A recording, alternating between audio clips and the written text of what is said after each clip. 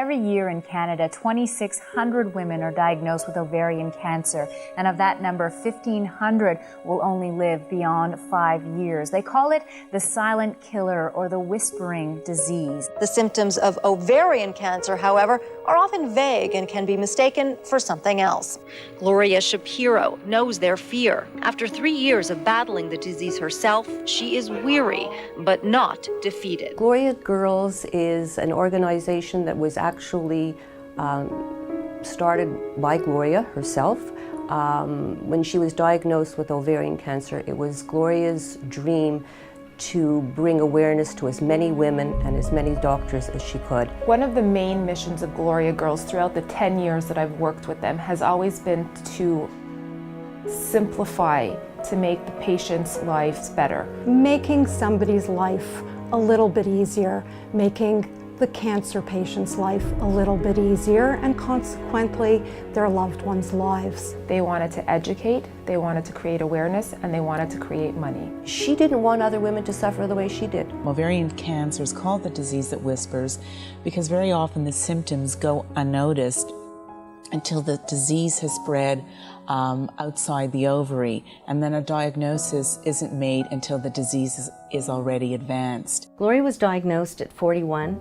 And many could say the prime of her life. Initially she was fatigued. She repeatedly went to find answers to her questions and to her growing discomfort.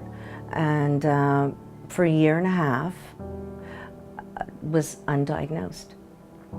And then one day she was working at Reitman's and she started bleeding profusely, vaginally. And they rushed her to the emergency. And when she went for that abdominal ultrasound, they said, "This girl is very sick." They found a mass and they started with treatment with chemo. They also gave her hysterectomy. When I got the pain in my stomach, it was different. I knew it wasn't a digestive issue. It was below the waist. It was so debilitating, I couldn't get out of bed. I was bloated. I looked, I would say, about 7, 8 months pregnant, and it wasn't going away. If there's something wrong for 2 weeks, there's something wrong. And if you go to see your doctor and they say, well, I can't see anything, it doesn't mean to stop there. I knew that something was wrong, and that's why I contacted my friend who's a doctor at the hospital and actually probably saved my life. I was in denial for 3 months. I didn't know the symptoms of ovarian cancer, and I couldn't believe that anything serious was really wrong with me. We don't have screening. We don't have tests that you can have yearly to check if you have it or you don't. The only thing you can rely on is yourself, your symptoms. You are your own screener. We understand now the significance of catching it early and the challenge of catching it early because very often it's misdiagnosed. Every woman should be worried. Ovarian cancer can happen at any age, and that's something that people don't think. They think it's an old lady disease or it only happens to someone in their 60s or 70s, but it's at any age. Gloria's Girls, the Next Generation was started about 3 years ago by 2 young girls who were in their early 20s, and they really felt that there was a place for young girls to get involved, and they wanted their peers to be more aware of the signs and symptoms. Just look around the room, all these women. It can happen to any one of us.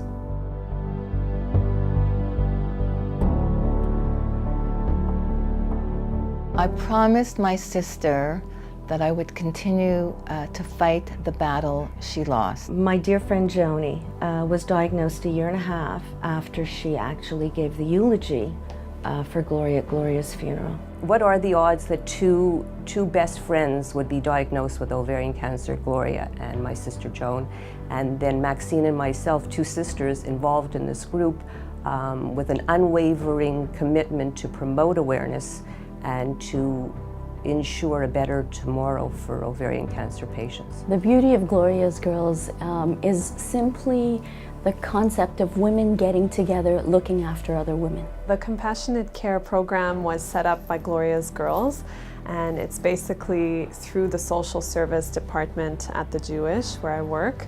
And it's basically a fund that's been set up to help women who are going through cancer, who are having financial difficulties. The post-surgery kit is a thoughtful gift that Gloria girls have started. When women come out of surgery, they have a nice gift waiting in their room with all natural products that they can use. To make them feel like a woman. They are an organization who's obviously very aware of women's needs in gynecologic cancer, and they are basically our support in this project. The idea of maybe having something that would prevent hair loss when women would actually have treatment for ovarian cancer or other cancers that would induce this hair loss. We have programs such as a robotic handbook for for patients who are going to be undergoing robotic surgery to make them more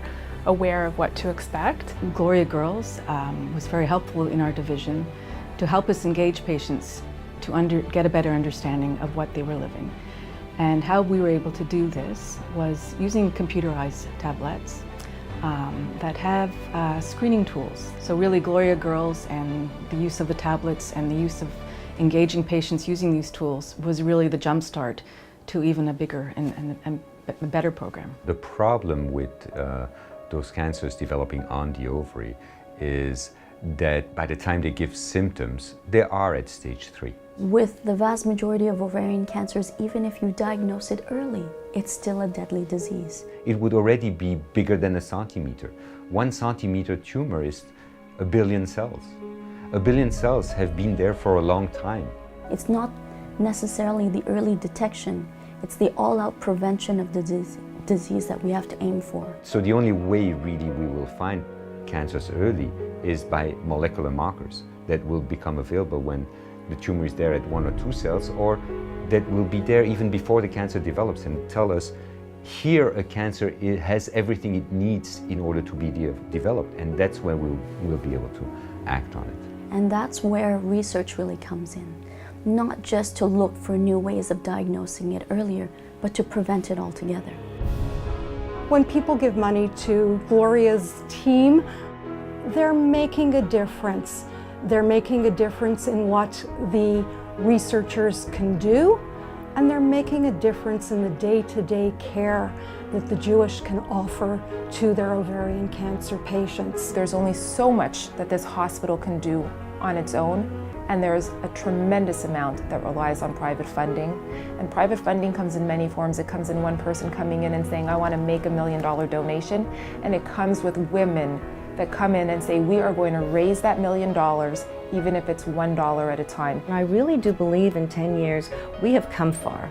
We have set out with an agenda, and we've done well, and we will continue to until this battle is won, if possible.